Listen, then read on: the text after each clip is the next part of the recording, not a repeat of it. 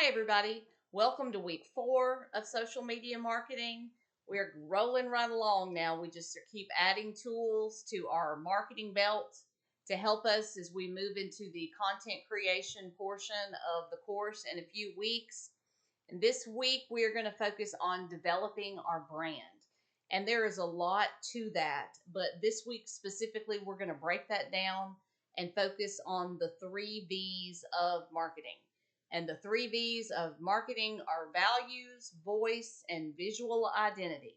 That's just an easy way to help you remember the important things to focus on as you start to think about marketing. Values is what it sounds like. What do you stand for as a person and as a business? What is important to you? More and more, this is becoming something that consumers are concerning themselves with, because I think all of us have had just about enough of some of the big businesses and how they treat their employees, how they treat the environment, how they treat the customer, how they treat random strangers.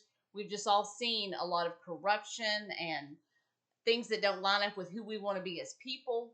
And so more and more, it sounds pretty basic, but consumers are getting very focused on the fact that they want to do business with decent people. So it is important as you go into marketing that you understand what your values are. What is important to you? What is the thing that makes you who you are? What are your non-negotiables? What are the things that you will stand on always? And how do those things affect the way that you do business? And in your marketing, what are some ways that you can communicate those things to your customer through your branding? Now, voice is about tone and style. Are you serious and reserved? Are you outgoing and kind of silly, compassionate, funny, sarcastic, ultra professional, or real laid back? Here's the thing, all of those things are okay.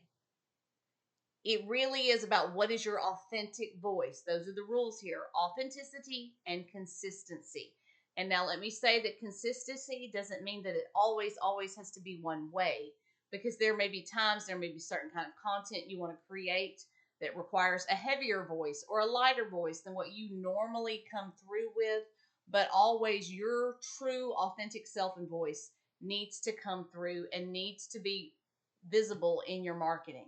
And the last V is visual identity.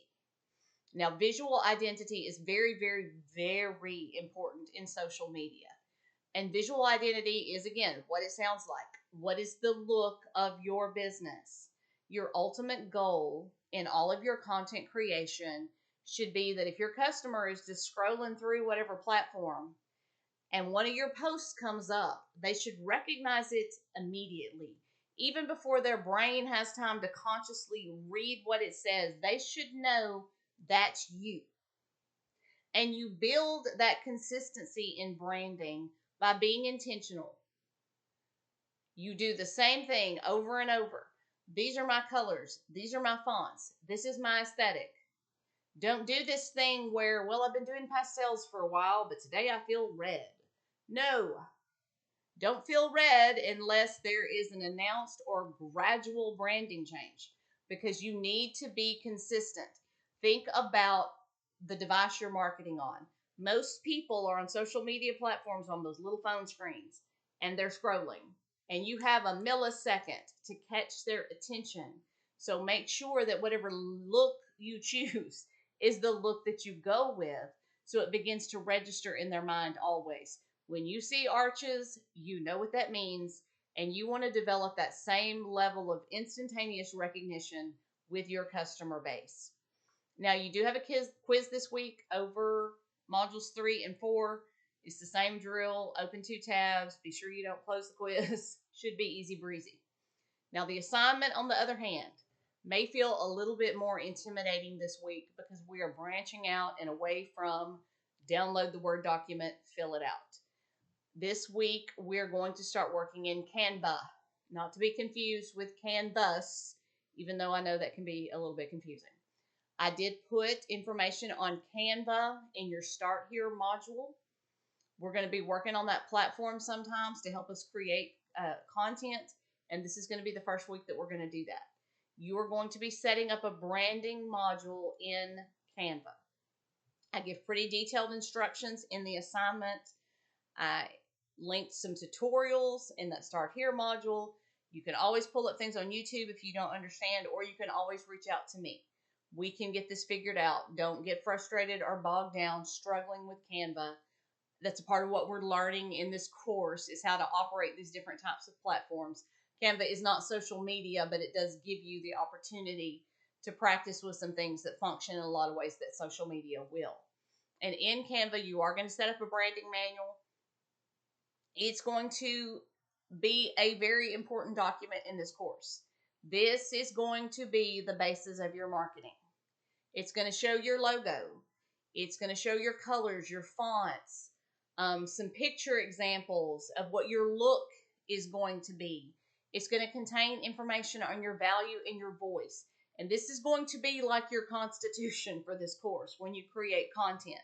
This is what you're going to go by, because it is what I'm going to go by when I grade your content. I'm going to pull up your branding manual and see, are you being intentional? Are you sticking with the things that you said you were going to do? Can I begin to recognize you in your content creation, even without looking to see that it's you? Now, don't panic. You will be able to make changes. If you pick colors on this branding manual and then you get ready to make content and you're like, I really don't think this looks good, or this font is not very legible, you will be able to change, but not without messaging me about the change you are making and why, so that I will know what to be looking for in your content. So spend some time on this assignment, because if you decide to change your mind down the road, it's going to create a little bit extra work for you. So, like the assignments in the past, kind of look over this, give it some time, think about it, so that you'll know what you really want to do and what you want your decisions to be. Again, please do not get bogged down in technical issues without reaching out for help. I do not want anybody to get frustrated with this course and lose too much time or worse, credit, because you just kind of freeze in that moment. Just reach out for help. We can get it done. Good luck with this assignment, and I will see you next time.